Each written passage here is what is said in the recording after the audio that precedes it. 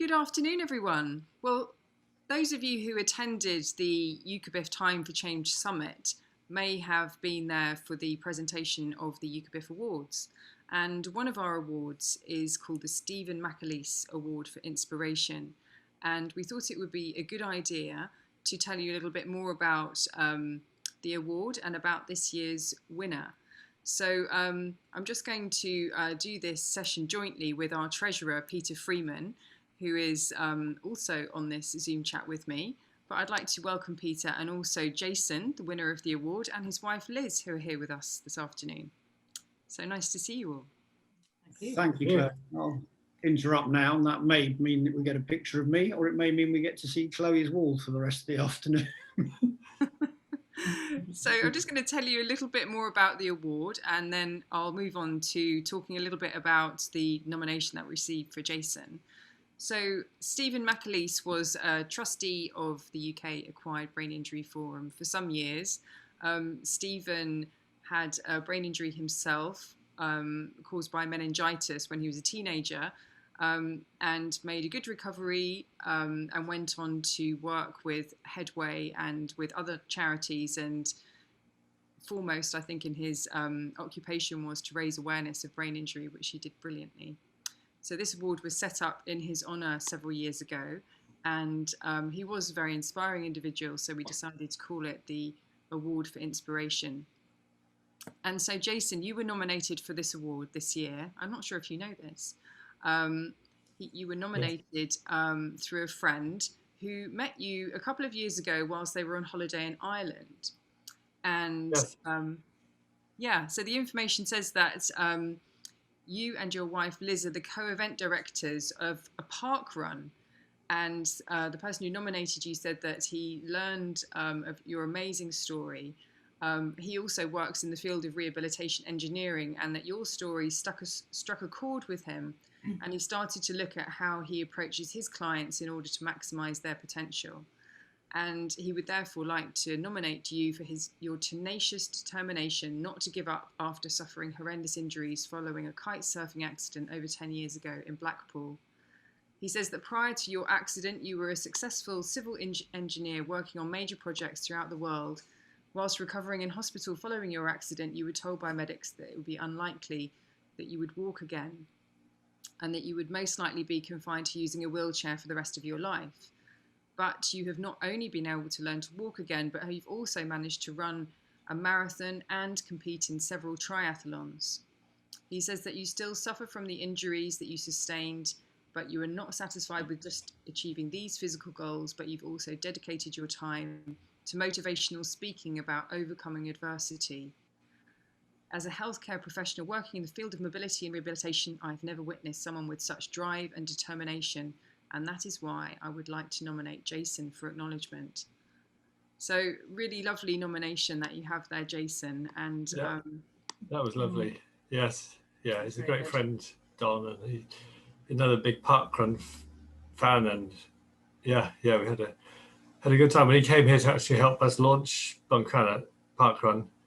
That was 3 years ago now. So yeah.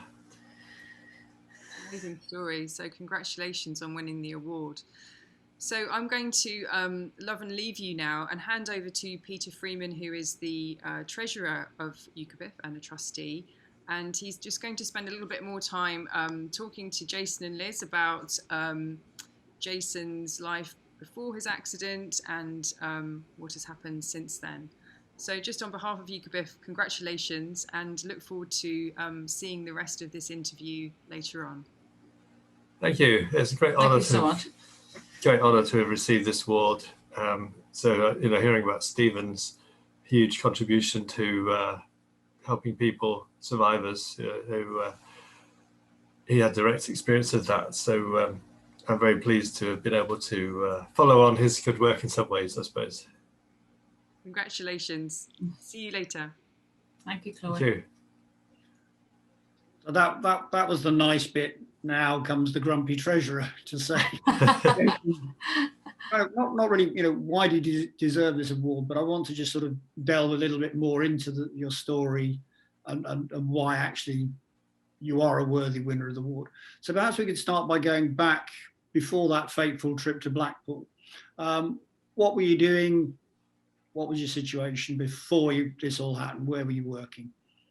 I was working in Christchurch in New Zealand as a university lecturer in construction management. So my background is in civil engineering, and my PhD was in construction management. So after I completed my PhD in 2001, I was appointed to the position at Canterbury University in New Zealand, which is an amazing position to be in. I love New Zealand, and to be able to teach, my subject to young people was great, and I really enjoyed it there.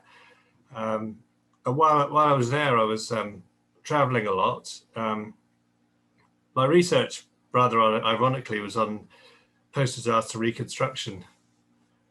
And I mean, obviously, we know that Christchurch had a huge earthquake in 2011, so they've had to rebuild and reconstruct their, or still ongoing reconstruction of their city. But so they had a big earthquake. I sometimes say that I had a big headquake. So similar to Christchurch, but able to rebuild myself from my headquake, and yeah, so that's where I am. But I might also mention that 350 days before my accident was the day that Liz and I bumped into each other in Sydney. I was returning from the UK. I've been to a conference over here, and as I say, I've been traveling around the world a lot, and back here seeing my three older children who were living in the UK at the time. They'd come to New Zealand with me, but then moved back to the UK with their mum. So I was traveling a lot to see them. And as I say, one of my trips back to New Zealand, I just stopped off in Sydney for 24 hours. And Liz and I just happened to be both in the Botanic Gardens at the same time. And our story is that Liz was walking along in the rain, smiling to herself, because it reminded her home in Donegal. And as we passed each other, I thought she was smiling at me. She was smiling away to herself. So there you go. So you carry on that bit of this. Well, I mean, I suppose we just got chatting, and we ended up, getting to know each other better. And I ended up going to New Zealand and spending time with him there a few weeks later, because I was on a world trip at the time. But I suppose the thing is that Jason was really he was just such an amazing guy, and a very bright guy, and he was doing a lot of great work with his students at the university, and touring around conferences, giving talks all over the world. And he was doing fantastic in his career. And it was just, we had an amazing first year together, and then it was just such a tragedy what happened. Well, by 3 months before the accident, you were. Well, 3 months before the accident. Okay, so I was. Liz became pregnant. Well, I became pregnant with Jack, and then while he went kite surfing one day with a friend and had this really catastrophic accident, which we weren't sure. We weren't sure if he was going to. Right. So you've met. You've obviously fallen deeply in love. He's a guy who's clearly got very excellent taste, at least before the injury. Perhaps not so great, Liz, but there you go. I mean, the guy's working in Christchurch where the rugby's not as good as it is over here. No, yeah. I remember they started it all, didn't they?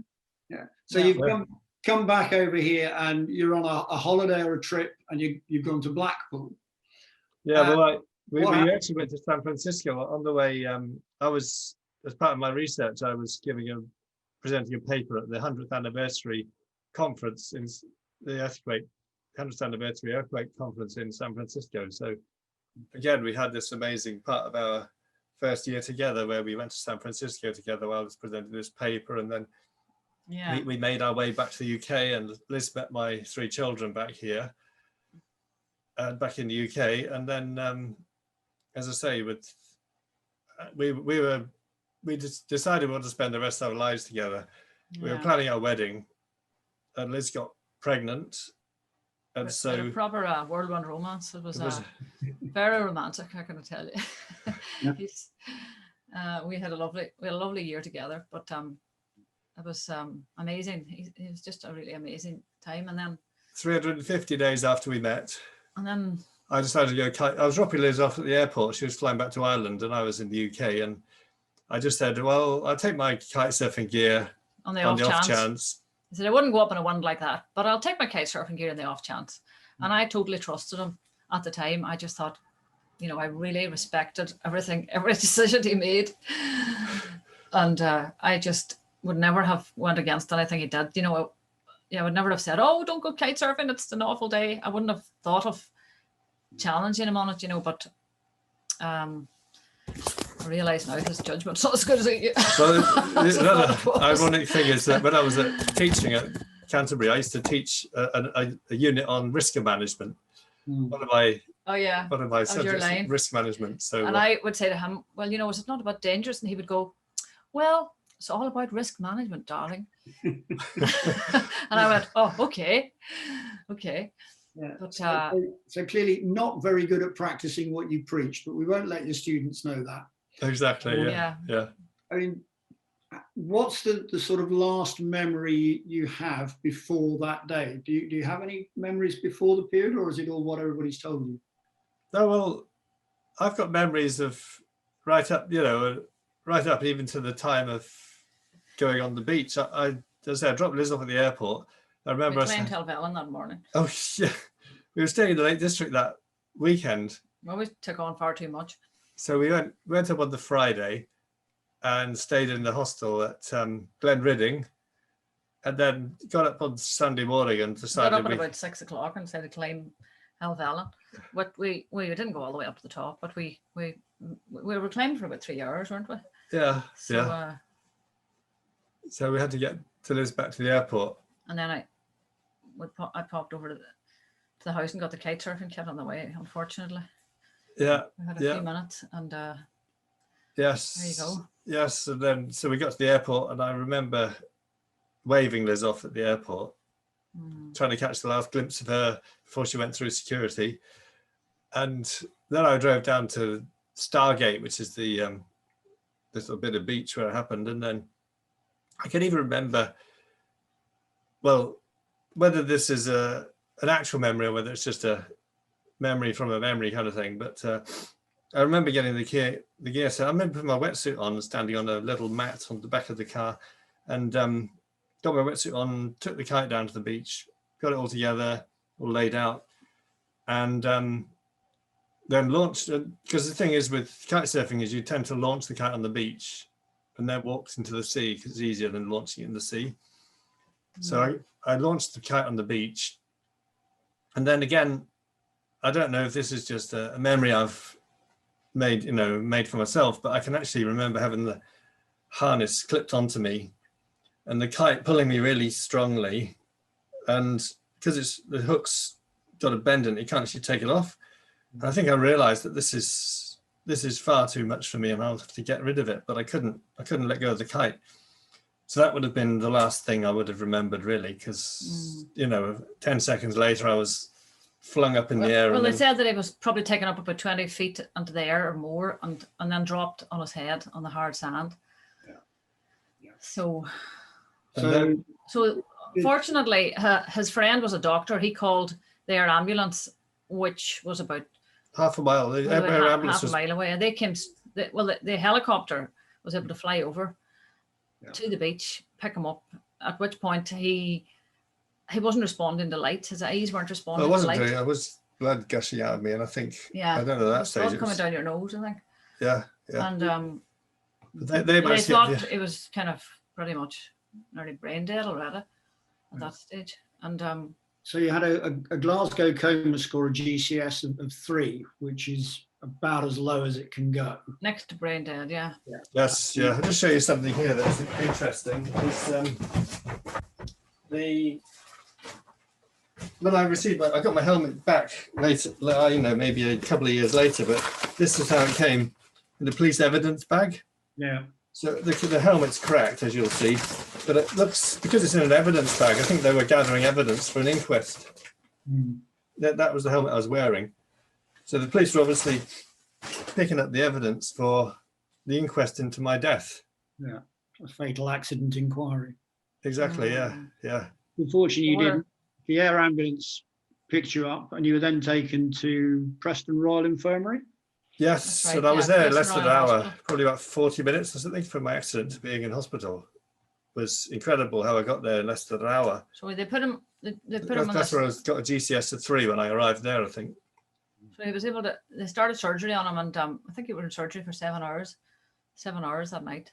Mm. I got a phone call at 1 o'clock in the morning to ask why is his blood not clotting? Why won't, they couldn't get him to, there was problems. But anyway, and he had 8 pints of blood that I had a evening, full body transfusion, and 8 pints. Yeah. so it was pretty Yeah. bad. But and then in that first year, he had 9 operations on his head. In the first year, he had a lot of complications after that. But it was very traumatic. It was very traumatic for the family. I mean, for us, it was just. And so during that period when Jason was in hospital, presumably you having been 3 months pregnant at the start of this story.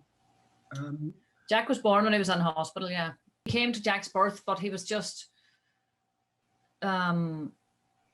He wasn't able to hold up his head properly. I mean, he was just, he was like this. I mean, somebody who's had a really bad accident, a really bad stroke. I mean, he could barely. He had a chair that supported his head and stuff. He was just really very badly disabled, and he wasn't even aware that. I don't think he were really aware that Jack was born. They didn't realize Jack was born, and then, they handed the baby to Jason, and because like he was born within about, because I actually had a planned cesarean, so they just were able to very quickly. Yeah. Well, I did Jack to you, but Jason, you were. Well, it was very hard. I mean, I did struggle to hold him, I think, but I did manage to hold him. And what I've said to other people is that I felt him coming into the world for the first time, and like I'd done 6 months before. So I've been reborn in a way 6 months before when I came out of my coma, and I was seeing Jack come into the world. But it was a very, it was just such a shocking time for all of us. It was really very traumatizing. I was really in shock for the first few months because he went from trauma to trauma. We just didn't know if he was going to survive. He stayed in a coma he was in a coma for the first few weeks, and then he came out of the coma a few weeks later, and then after that he had so many issues. He developed hydrocephalus. I mean, having a brain injury is it's not just an injury. That's not the end of the. It's just a very long, slow, recovery, and it takes a long time. And so how long after the accident did you leave hospital? It was 20. I think it was 20 months. 22 hospital and rehab. Was I think it was 22 months. NIU in Preston after the hospital. It was nearly 2 years before he got out of hospital. And he came out of hospital with a sling. A hoist. A hoist. Getting out of bed. They couldn't. He needed 12 carers a day when he came out of hospital. 12 hours of care, not 12. Well, sorry. Yeah. No, but you had a team, a big team of carers that looked after him from Bijou Care. Yeah. Up in, Lancaster. Just to be clear, when you say you came home, I mean you were out in Christchurch. You'd come back for a sort of family visit. So where did you go home to? What had happened? Well, see, my 3 older children were living in Lancaster, so we wanted to stay, because they were obviously going through all this as well with us, and we wanted to stay near them. So Liz managed to find somewhere to stay in Morecambe.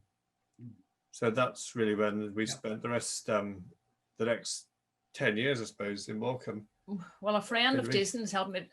Well, initially we stayed in a house that you were flat opposite the hospital, weren't you? Well, we found a flat in the hospital in Preston, which one of Jason's friends, Peter, helped us to find. You know, he just happened to see a sign, and it was actually literally opposite the gate to the hospital, which was fantastic. So Jack spent his time in the pram, wheeling in and out every day to see his dad.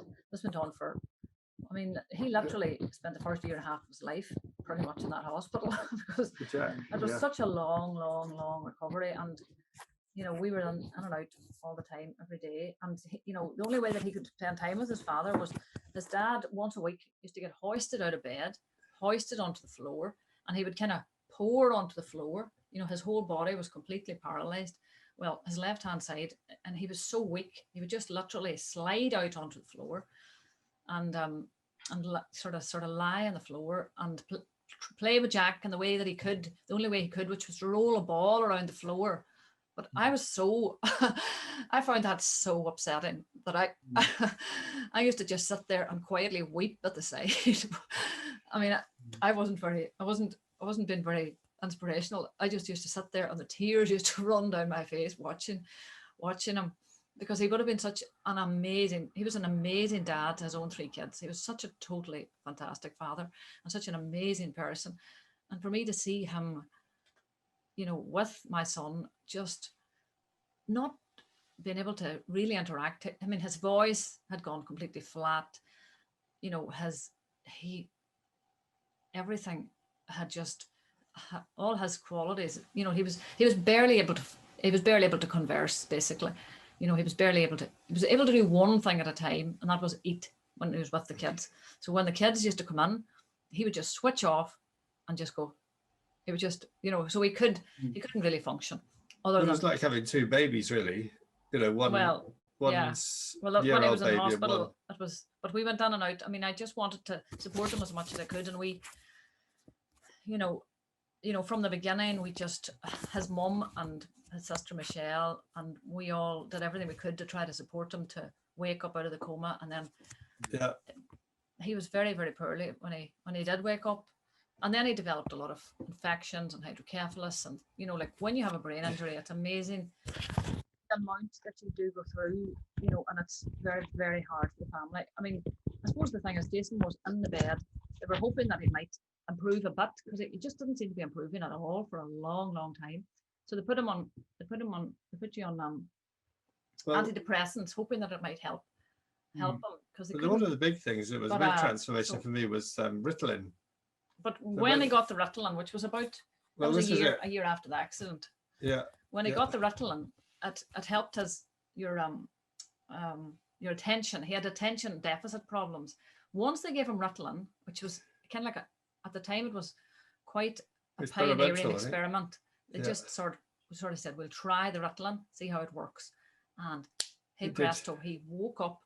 And he started to respond and started to be able to interact and actually respond to treatment and respond to physio and respond to Jack as well. Within a year, I suppose, of having the Ritalin, he was much more, you know, that was 2 years after the accident. And he still did come home a year after they started the Ritalin in a pretty bad way.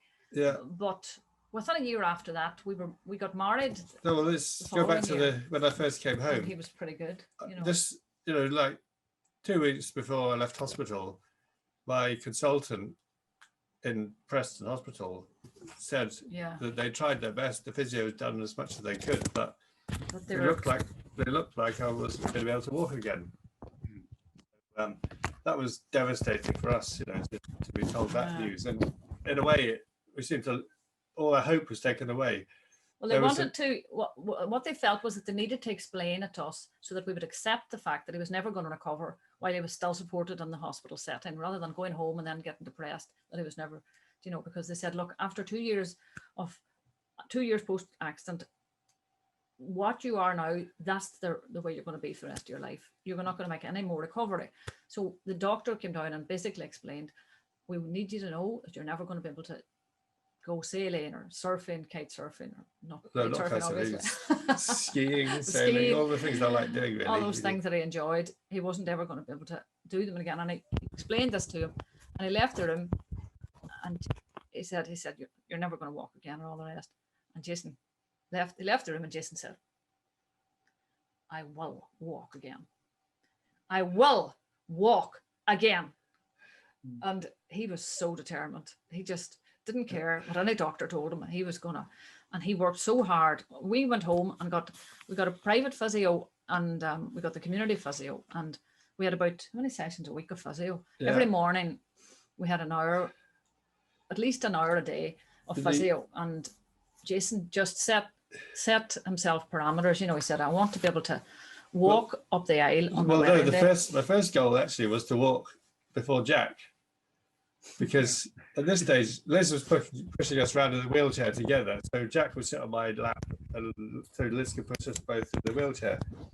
And at this stage Jack was just beginning to, he was crawling, but he was just starting to sort of try and pull himself up, and so I thought, right, I'm going to beat you.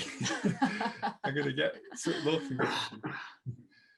So that was incredible, really, to be able to. I mean, I don't think there's anyone ever that's ever learned to walk with their son, but possibly there is. But they used to have races on the grass. I used to wheel them both down to the grass near our house, down to the sea at Morecambe, and then they would have, you know, they would try to race each other. You know, they'd both be toddling along, and if one of them didn't fall, you know, one of them, whoever reached me first was the winner. But was that competitive streak something that you always had? And if so, was it something really useful post your brain injury?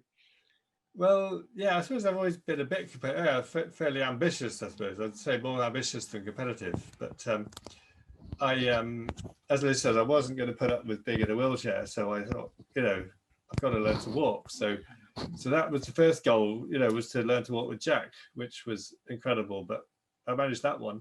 Yeah. And then because we would be planning our wedding before my accident, and we'd have to wait there 2 years until I got out of hospital. But then we were actually planning our wedding for August. We came out of hospital in October, and then we planned a wedding for the following August.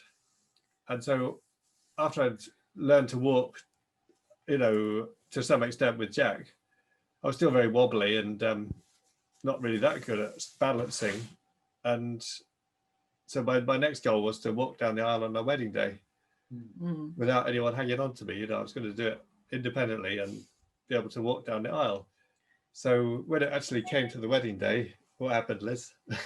Well, I got up when we turned around to walk down the aisle. He decided to run off. He charged off down the aisle, and if we thought it was a wee bit of an unconventional thing to do on your wedding day. Okay, so having had a simple objective of walking her back down the aisle, you then start running, and that probably takes us neatly into, I think you've been doing triathlons and running, and you are the co-directors of the Buncrana Park Run. So how did you get to that point? Yeah, well, after I'd learned to run, and I was still a bit wobbly, and I managed to learn to swim again. The swimming was not too difficult because I was fully supported there. And then I thought, right, what about bikes? So I thought, well, have a go at bike. And I had this fantastic physio. Yeah, four times I went out on the bike, and with Hannah. Hannah was walking alongside me, and she was like, I was like this, and she was holding me up like this, and I was like, how do I get this going? And then on the fifth time out, suddenly I went, right, that's it, and I was away. So the way but you know, the thing was that the other physio said, no, he can't ride a bike. I'm not going to teach him to ride a bike. But Hannah would let, you know, she was open to anything. She was amazing. What was her name? Hannah Marshall, I think. Hannah Marshall. But she also was the one that allowed you to learn how to swim, because swimming is very dangerous when you're kind of, you know, uncoordinated, and when you've had a brain injury, you know, it's another thing that some people wouldn't take a risk on. But she allowed him to learn to swim, to ride a bike, and then he said, okay, I can swim, I can ride a bike, I can run. What about a triathlon? So we decided to do a triathlon together, and we. Well, the most amazing thing about that was going back to the doctor who told me I'd never walk again, and ask him to sponsor me. Yeah. So It's quite a shock. It's quite a can't shock tell for you how Dr. Shakespeare. satisfying that was to go back to him and say, you know, I'm gonna raise money for the air ambulance and a triathlon, so will you sponsor me? And after he picked his jaw off the floor, he did. So but I said to him at the time, I said, you know, if anyone else in my situation comes, you know, when you're dealing with people like me, try to leave them some uncertainty. You know, we don't know what's going to happen. No, but allow them a wee chink of hope. It's really important. Allow people to hope. And that would be our main message, was that for me, that little bit of hope. There was a guy in there, Mike Smith, called Mike Smith. He was a psychologist, and he always gave me stories about people that did recover, even though we were told weren't going to recover. He always said, well, you know, sometimes people do recover. So he used to tell me happy stories about people that did recover. And that I used to go to Mike and say, oh, Mike, tell me another story. You know, because that was the only thing that kept me going, was Mike's the hope that Mike gave me through telling me stories about positive outcomes. And, you know, there's always a recovery that you can make a positive outcome from a brain injury. You should always try to be positive. Always hold on to hope. Don't let anybody tell me that you don't have any hope. I think that's really, really important. And I think there's some very interesting points that you've touched on, which I'll just summarize. You know, is the fact that life goes on before you've got no expectation. Suddenly something happens. And as we've touched on it, it does throw all your plans into a complete disarray. And you do need family and friends to step up to the mark at a time when you're finding it very difficult and they're going to be finding it difficult to know what the right thing to do. But in reality, I don't think there's any wrong thing. In our case, when my daughter had her accident, the only wrong thing was everybody telling me, well, have a look at Richard Hammond, who just crashed his car. And it was kind of like, yeah, I'm fed up with hearing about Richard Hammond. He was in ITU for 4 days. We're 4 weeks and counting. So there's not, you know, I don't think, with the exception of, sorry, Richard, I still have a grudge about you and your book and your car. But, you know, I don't think there's really anything wrong you can do if you're just being there and trying to be supportive. And I think the other thing that's very important is having, as a professional supporting somebody post-brain injury, having the courage to try. You know, what's the worst thing that can happen? Well, you might have a bump and bruise your knees or bruise your ego, but you have a try. And if at first you don't succeed, you have another try. And the next thing you know, that actually you've made progress. And the other thing is that there isn't anything that justifies that 2-year horizon. Although, you know, you will potentially make great gains in 2 years, it may be that you don't. But that doesn't mean you get any further on. And again, I think that the fact that you are growing up alongside Jack is really important. We don't say to a 2-year-old, that's it, kid. Jack, you're done, you're dusted, you've learned to walk, you're potty trained, just off you go. You're on your own. And we shouldn't be doing that with adults or kids or anybody with an acquired brain injury, however severe or minor. You know, there is always a lot to play for. And what your story shows, I think, is a number of things. And I'm always very wary of verging on the inspiration porn. That is one of the things that I know a lot of folks with disabilities do find difficult.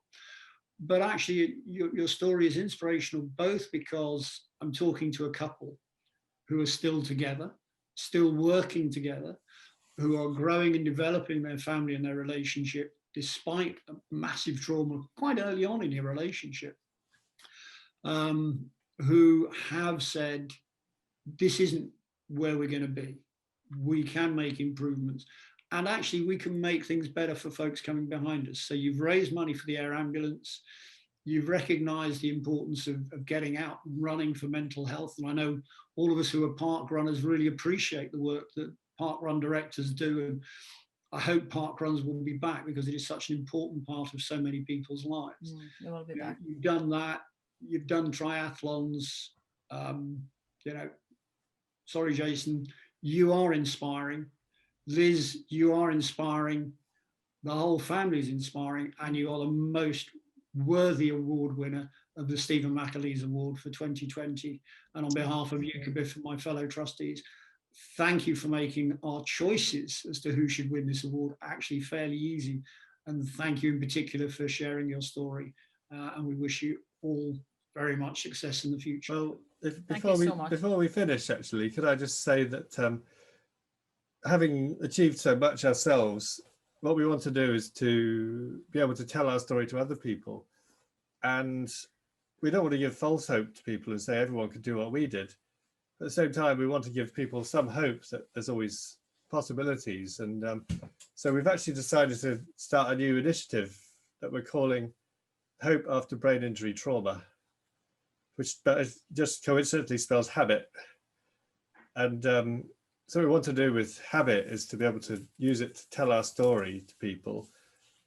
And also, if we could raise some money for it, then we'll also make some contributions towards people in rehab who want to take on physical challenges like we did. So, you know, if somebody wants to do a triathlon and needs somebody to do it, then we would certainly help them along the way with that through habit. So, as I say, habit is our new initiative, and we've raised a bit of money already, actually. But rather than set it all up ourselves, I think they'll be better off working with other organizations that are doing the same kind of thing. And the ones I've come across recently is Silver Linings and Touchstone. So, you know, I think their work is brilliant, and I'm talking to them already about maybe working alongside them to, you know, to set up habit and give other people hope again after brain injury. All right, that's brilliant. As I say, the unstoppable force that is sorry, I'm going to say the LeMasurier family, but that's the other guy. No, you're fine. That's the name. Jason and Liz, thank you very much for spending time with us. Thank you very much for this, and all the very best. Lovely talking to you. Thanks a million, Peter. Thanks, Peter.